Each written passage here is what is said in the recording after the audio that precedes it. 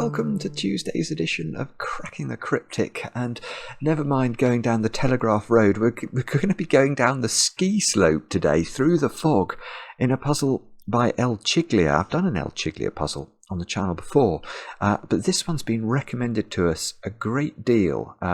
Apparently as just being, it's not too difficult. It's a 1-star puzzle, which was very popular the other day when we did the zipper line puzzle by GDC. But this is a fog puzzle where we sort of have to slalom through the gates. So these blue circles, I think, are gates, and the skier's going to go down the grid, through all the gates, and hopefully reach a goal somewhere at the bottom here. Yeah, it's a lovely idea. It's quite a long rule set, but I think I understand it. I read it through before I turned on the webcam, and as I say, 1 star out of 5 for difficulty today. So everyone ought to be having a go if you have the time. Now, the other thing to mention quickly, this video hopefully will go live at 8:30 tonight. At 10 o'clock, so in an hour and a half's time, Mark and I are going to be streaming our second part of the game Chants of Sennaar. So if you want to see two middle-aged guys with comedy bad skills when it comes to computer games, we'd love to have your company, at least for the moral support. Other news. Oh yeah, big news. Over on the Kickstarter. So we've got our Kickstarter running to create Fog of War. It's a digital Christmas present for puzzle lovers.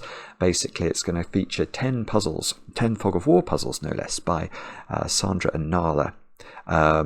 We've already released the name of one bonus constructor, which is Jay Dyer, and now we have Chili joining the bonus constructor. So there's going to be a puzzle by Chili as well in the final collection. And it's all going to be moulded around a novella that is being written as we speak by none other than Peter C. Hayward, all dressed up in the artwork of Hayley Mooney. It's really a lovely thing, and we can't wait to actually see it in its final form. But if you want to get on board, we would be most grateful. Make it happen, and there's a link to the Kickstarter on the screen right there.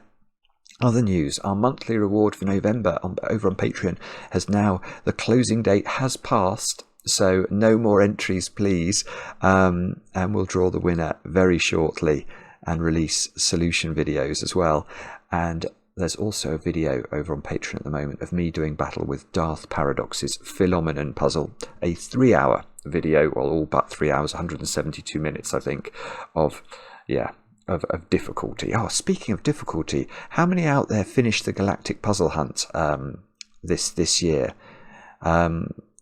I was on a team that were battling with it right up to the last minute. We got to the very last, whatever it was called, Kero or something, but we just hadn't left ourselves enough time. This is a lesson to us. Devote more than 15 minutes every day to the Galactic puzzle hunt if you want to have any chance of finishing it. But we did enjoy it when we had the time to focus on it. But that last puzzle seemed very difficult. Anyway, other news. No, I've got no birthdays to do today. I'm looking at my list of things that I sometimes mention, and I think I'm done. I think we can just get cracking with the puzzle. So let's have a look at Skiing Through the Fog by ElChiglia. These are the rules. Normal Sudoku rules apply. Help the skier navigate through the fog. I have been in the position on the ski slopes where I've had to navigate through the fog. It is not easy, let me tell you. The skier starts at the arrow. Okay. And needs to pass through all gates by crossing all between lines. So these are between lines, I think. The path must run orthogonally between adjacent cells. So orthogonally means that the path has to cross edges. Let me use the pen tool to try and do this. So the path can move like that, but it can't move like that. That's a diagonal movement. That's not an orthogonal connection between those two cells. They meet at a point, but they don't share an edge. So to make connections orthogonally, we have to move in this sort of way. Let me just reset rather than try and unwind that. And it cannot hit the poles, brackets, circles of the gates. Oh, right, so whatever I drew then was wrong. We can't go through the circles because they're like the slalom gates that we have to go between. Furthermore, since we are on a steep hill, the path can only go left, right, or down, but never up, and it cannot visit any cell more than once. Okay, well, that makes sense, I suppose, given it's a steep slope. Okay, where am I in the rules? They're quite lengthy, these rules. Okay, during his slalom, so it's a male skier apparently, adjacent cells on the skier's path oscillate polarity, alternating between low 1, 2, 3, 4 and high 6, 7, 8, 9 digits. Right, so there's never a 5 on the path of the skier, is what we're being told there, and we oscillate. So it's a bit like a German whispers line. But without the constraint, the digits have to be 5 apart. The slalom gates act as between lines. Cells along a line connecting the poles, the circles, of a gate must have values between those in the circles. Each gate is exactly 1 cell wide. The line contains only 1 cell, so that's that one in this instance. Additionally, each gate is numbered along the path of the skier, starting at 1. One of the 2 circles must contain that respective number. So as we go down the grid, as we go through this gate, this is obviously the first gate, so the way I read the instructions is one of those cells has to be a 1. And say the next gates were there, how can we do this? Let's say they were gates, and they were joined by a between line. Then when we went through that between line, one of these would have to contain a 2, I think, is how I read it. And the way between lines work is that whatever we put in the circles here, this has to be between them. I mean, not physically between them, it's obviously physically between them, but its value has to actually be between the values of the digits we place in the circles. One of the 2, yeah, okay. Along the path, the gates alternate between being red and blue. Okay, so we've got blue gates to start with, so the next gates we're going to go through are going to be red.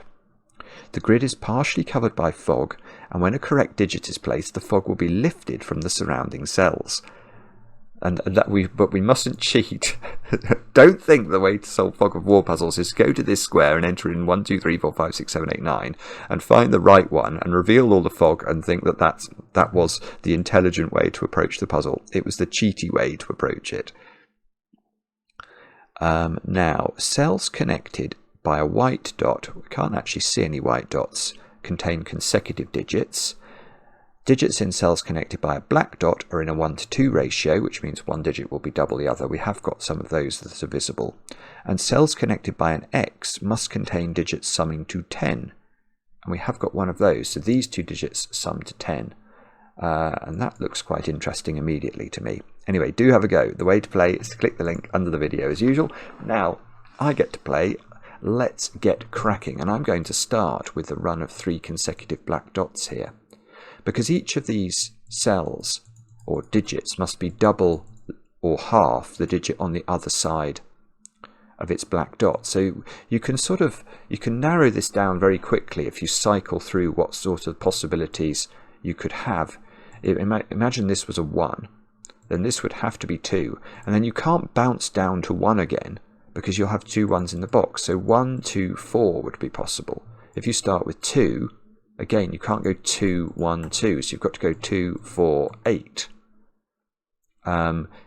3 and 6 can be on 1 black dot, but if you try and put 3, actually I don't want to do it because it won't be right. But if I go 3, 6, what could this digit be? It can't be 12 and it can't be 3 again. So the only digits you can put on 3 consecutive black dots where the cells all see one another from a Sudoku perspective, i.e. they can't have a repeated digit, are, well, it's either going to be a 1, 2, 4 sequence or a 2, 4, 8 sequence. And the interesting thing about that, which is worth learning actually for future black dot puzzles, is that the central digit always has to be a 2 or a 4. So we're going to be in this sort of situation. There also must always be 2 and 4 within the sequence. So 2 and 4 in box 1 now cannot be in these squares.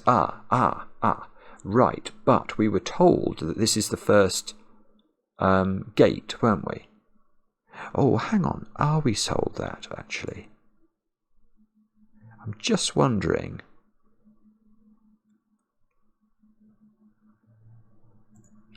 Let me just look at this cell again. It is pointing in that direction, isn't it? I mean, yeah, this looks like the starting line, doesn't it? So I think we have to go immediately through there. I was just thinking, could you go... Okay, I can prove it a different way. So is it possible for the skier to start and go downhill? No, because we're told that the skier can never go uphill. And yet, yes, one thing we could do actually to make this clearer is, because we have to go through these gates with an orthogonal movement, we can immediately say that that is the way that that must happen, because we're not allowed to bump in the gates. So that's forced. And, well, I'm not sure what that means, but, well, no, it does mean something. It means that this is the first gate, and if this is the first gate, one of these cells is a 1, and now neither of those squares can be a 1. Let's go back to this. So now this has to be a 4, because if you want to put 2 here, you need one of these digits to be a 1. So that's our first digit. We get a 4 here, which is on an x. So 4 plus what equals 10? It's going to be 6. Look, we're getting traction here. We found a red gate.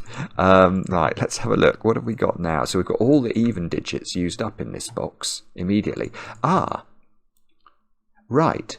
So the digits that have to frame the 6 here, we're going to need a higher digit than 6, and it can't be 8. So these two squares are from 1, 7, and 9. And because of the polarity switch, 4, 6, this has to be low polarity. There has to be 3, doesn't it?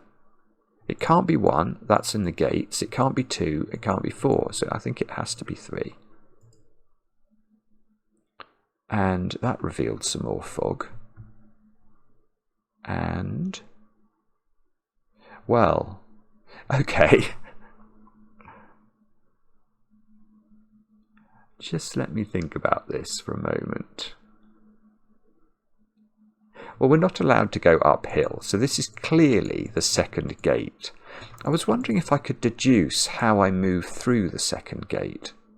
I'm not sure I can do that. I might be able to, but one thing we do know is that because this is the second gate, one of these squares is a 2, but this one can't be a 2, so I think that is a 2. Yes, okay, so this is now a 1 or a 3 by white dot magic. We need this cell to be consecutive with this digit. And, oh, well, hang on. No, we can't go uphill, so we do know. We do know how the skier moves from this cell to this cell, because we can't wiggle, can we? Because a wiggle would involve an uphill motion, which we're not allowed to do. So we have to go there. Maybe we don't now know whether we go straight on or down, though. But we do know because of the dot. That's interesting. Yes, never taught to me at parties. But look, we have to oscillate polarity. So this square is 7, 8, or 9. I suppose it's not 9, because if this was 9, this would have to be at least 10. So this is 7 or 8. This is 8 or 9. And it's not, right, so it's not 8. So I think that's 9. And therefore these are 1 and 7. There we go. And now, what's this? This is 5. It's not going to clear any fog. All of the fog has already been cleared from this cell. We don't know what this is now. But, yeah, what I was thinking was, because the path oscillates polarity, we can't oscillate polarity across a white dot, because these digits are also consecutive. So even if this was 6, which it can't be, and this was 5, we couldn't move to it, because 5 is an illegal digit from the perspective of the skier.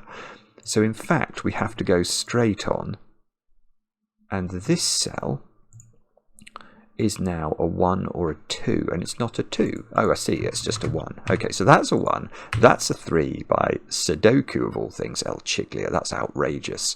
This is early on in the puzzle. And, oh, okay, so we've got another... Oh, hang on. Now, my eyes may be deceiving me here. Oh, that's really hard for me to see. I think there's a line descending from this circle downwards, but it's... Because there's got to be a line somewhere. I can't see a line on the right side. There's obviously no line to the west or the north. But I think... Have I got my right glasses on? I do. I think I can see there's a line coming down there. I'm not wholly certain, I have to say.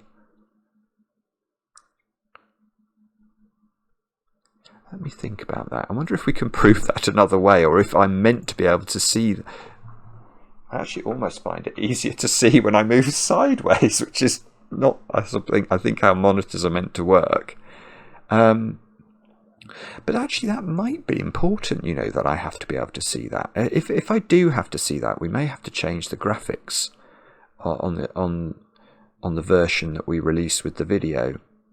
Yeah, the more I look at it, the more I'm convinced I can see it. Well, but what this would mean is that down here in this cell is a red gate, which we can presumably delineate, actually. Let's plonk that there. And let's assume that's right and put a gate in, I suppose that is a line through which the skier must pass. Now, because the skier moves orthogonally, that allows us to do that, doesn't it? We don't know how. Well, we do sort of know how, actually. Yeah, I think this might be important, because I can now not drop here. Because if I do drop here, in order to ensure that I go through this gate at some point, bear in mind I can never go lower and then come up again. And I need to go through a blue gate before I go through the red gate.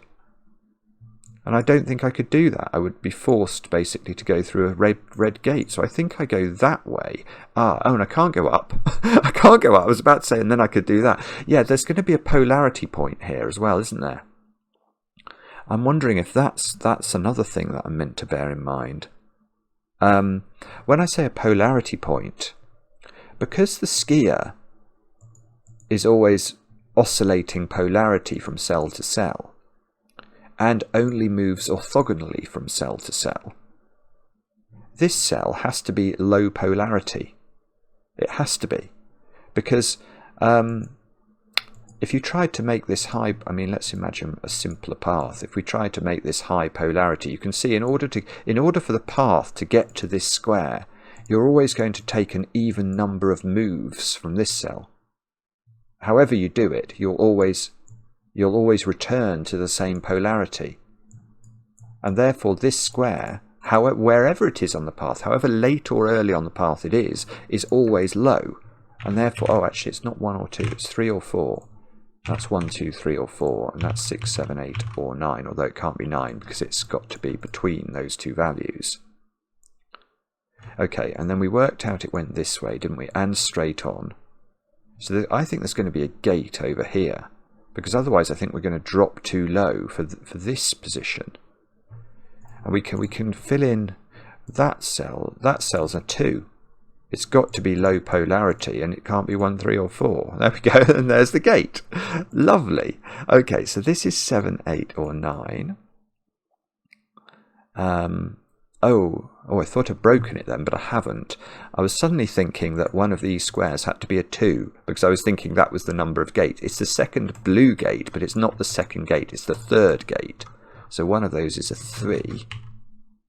And we can't put 2 on the line now. In fact, that's interesting. Doesn't that have to be a 4? Because it's got to be low polarity by the fact that it might make it easier if I did that to make it very clear, but these are on the same, this cell and this cell are on the same bishop's colour. So these are going to be the same polarity, and this square can't be 2, 3, and it can't be 1 on a between line, so that's a 4. There we go. So this square's high polarity, so it's 7, 8 or 9. Where are you putting 5 in this row? The answer is only in this cell, because the skier has basically consumed every other position. The skier is not really doing a slalom. The skier is just going straight. It's doing a long traverse. And now drops in. This is the top of the face. Okay, so what does this mean? Don't know. One of these digits is higher than 4. Well, that's not a big deal, is it? I suppose it's at least 6 then, because it can't be 5. So let's actually pencil mark that. So it's 3, 6, 7 or 8 into these squares. This is high polarity. Ooh, no, that's not very good, is it? And therefore, you can use the X to say that's low polarity. One of these squares This is the 4th gate, isn't it? Oh, that's gorgeous. Okay, so which one of these has got the 4 in it? It's not that one. So I think we're going to get a 4 right in the middle of the fog. And we do, and another red gate has appeared. This square has to be higher than this digit by polarity and sort of having to frame its between lininess. So that's 7, 8 or 9. It's not 9. Right, so this can't be 8 anymore because this can't be 9. And, okay, that digit's quite big, isn't it? Ah, yes, there we go. Right. Oh, a sensible question. Where does 1 go in row 3? That's the simpler way to see what I just saw. Okay, so that's 1, that's 7. Ah, but I'm still going to get another digit here. Am I? Yes, I am. Well, where does 2 go in this row? It's got to go there. Okay, sorry, there's a bit of Sudoku that I was missing. And I still think we get the question of where does 5 go in this row. It can't go on a dot with a 7 or an 8, so the 5 must go here. And this square is 6, 7 or 8. Now, 2 consecutive digits, one of them must be odd. That is the nature of all consecutive digits. Now, the only odd digit you can put on here is now 7, look. So that's not 7. Oh, more pertinently, that's not 7. So that's now got to be 8. That's got to be 9. We're not clearing any fog here, but I don't think that's going to matter. The logic feels correct, doesn't it? So now we've got an 8 here. What else can we knock off this line? We can knock 6 off this line. So this has become a 3, 7 pair. And the top of the grid has got to contain 1, 6 and 9, which... don't know if we know much about 1s, 6s and 9s in these columns, do we? Well, no. No, but I've realised that the skier must now go here because the skier's not allowed to go uphill. And given the skier visits this cell at some point, we must do that with alacrity. So we're and the same is true there, look. So the skier's doing this.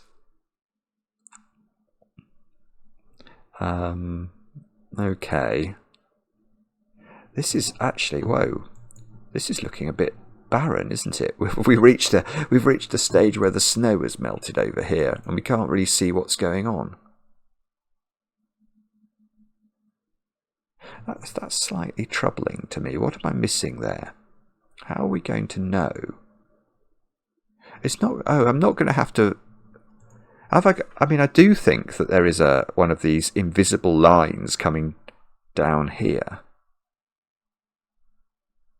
I wonder whether that's important. I think it might be, just because I can't immediately see. There could be a lot of things going on here that I'm just missing Sudoku-wise. That would be very typical of me. But as I look at this part of the grid, I'm not seeing a great deal going on. I suppose this gate... Well, we don't know what number gate that is, do we? We know it's got to be a higher gate number than 5, because there's got to be a blue gate that's a blue 5. So this is at least gate 6.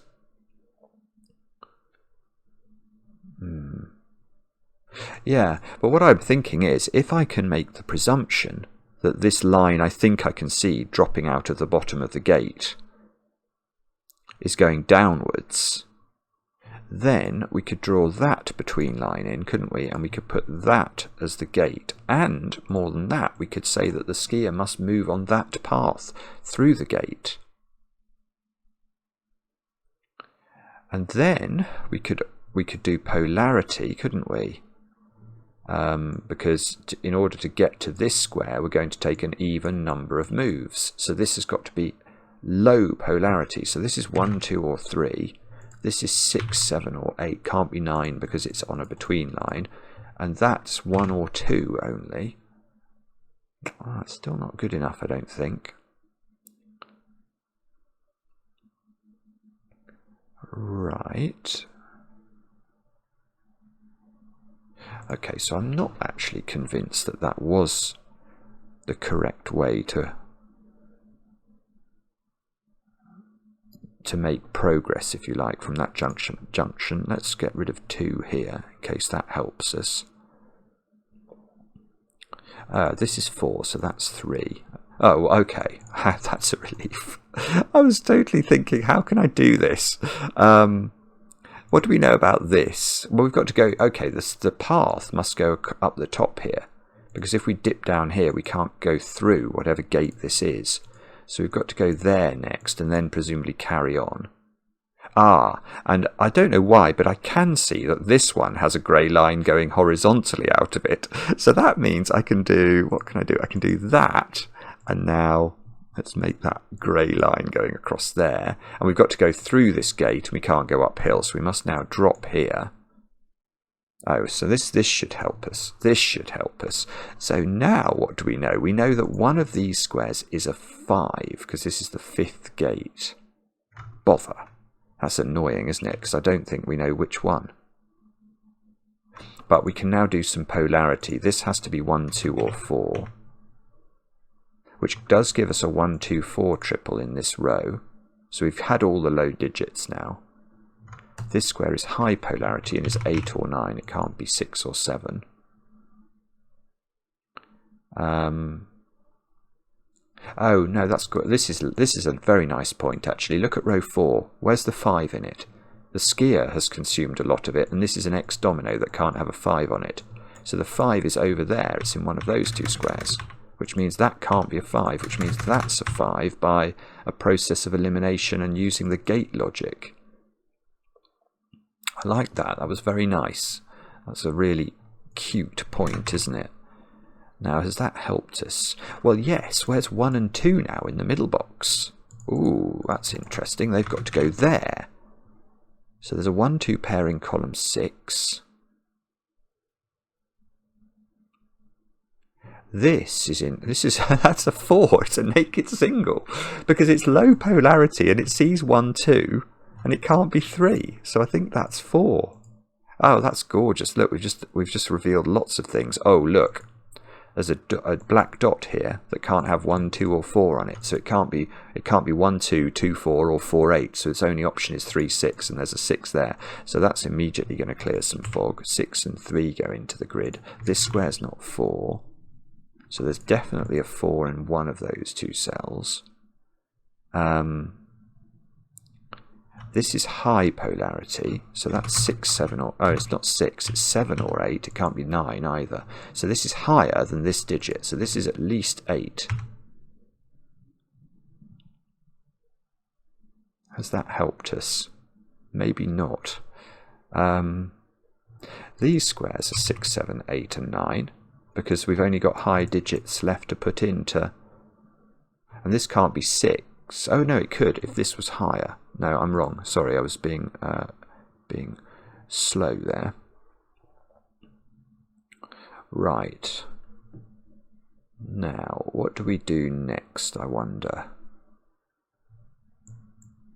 Ah, okay. So now the skier is in this position and can't turn left or right because would be turning into low digits. So we must be dropping down to here, and then, because we're not allowed to go uphill, we can't do any wiggling. So the skier then goes that way. This digit is now high polarity as 6, 7 or 8. It's on a dot. And it's not got 5 or 9 on it. So that's also 6, 7 or 8, which means 7 is on this dot, which means this square is 8, which means this square is 9. This is not 8 or 9. That's a 6, 7 pair. Let's tidy up the pencil mark here. So this is very high now. But... Oh, we know what gate number it is, don't we? Because there's been no gates between this one and this one. So this must have a 6 on its bottom, because we've got 1, 2, 3 in one of those, 4, 5. This is the 6th gate.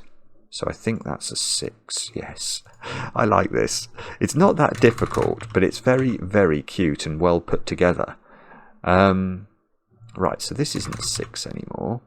So it's now is 7. Which means this is 6. Didn't clear any fog, but I don't think we need it to. This is 1 or 2, the base of the column. And we can... What can we do with that? Depends what this digit is. Oh, 7. Yeah, we can do that. 8, 9. 8 goes here. So this now can't be 8, which means that can't be 2, I suppose. Oh, this can't be 7, because that can't be 3. So this is 6 or 9. This is a 1-4 pair, apparently. Ah, okay, so that becomes 2, that becomes 1. In this box we need 1, 5 and 7, so that's a naked single. That's got to be 5, that's got to be 7, that's got to be 1. There we go. And if that's 6, that's 9, so that's 1, that's 4. 1 comes out of there, 9 comes out of there. I think I'm doing this in the most peculiar order, but you forgive me, I hope. At least don't shout at me too much. And now what about these? 5, 7 and 8. Bother. I don't think we can do that. I mean, we can get rid of some pencil marks, but I wasn't immediately seeing how that resolved itself. So the way this will resolve itself is going to be by something going on down here, probably more fog clearance. Oh, there's an X. Oh, okay. Look, there's an X down here. We can't put 5 on it because that will necessitate a 5 there. There we go. So that's 5. Oh, I thought that was going to clear. Well, if you look at this column, we've not put 7 into it, so we've got to put 7 there, which means we have to put 3. That's become a 6 now. We've got another gate here. Now, can we see the line? Yes, I can. It's going to that one. So we can draw that. The path, therefore, must do that.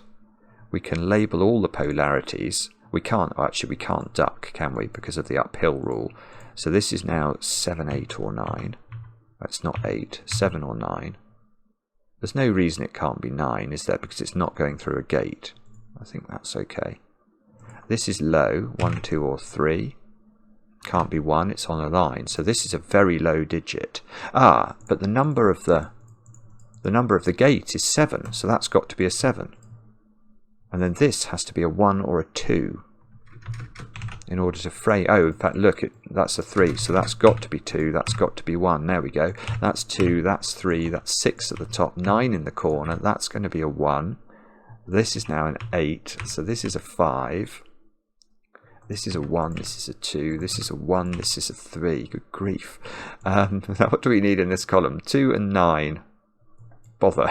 That's probably the one congregation of cells that wasn't fixed at that juncture. Ah, okay, so look, this is the end. There's an arrow going off the grid. Oh, 3 here is doing the 3 and the 7 at the top. So in this column, well, we've now got 9. We haven't put 8 in, I don't think. All right, and this has to be high polarity, and it can only be 7. I think it's the only high digit available. 9 and 8 and 6 are not available. So that's 7. And we need 4, 5 and 6. So 5 goes here, 4 goes here, 6 goes here. And probably these two squares are the final piece of the jigsaw. 5 and 4. We've still got this cell in the fog. Could it be a... No, it can't be a 3. There's a 3 looking at it down there. Bother. So this is 2 and 8. So that's 8. That's 2. That's 2. That's 9. And we've not put in 3 and 9. So 3 goes there. 9 goes there. And that seems to have finished it. Right. Let's have a quick look at whether we've done everything we were meant to do.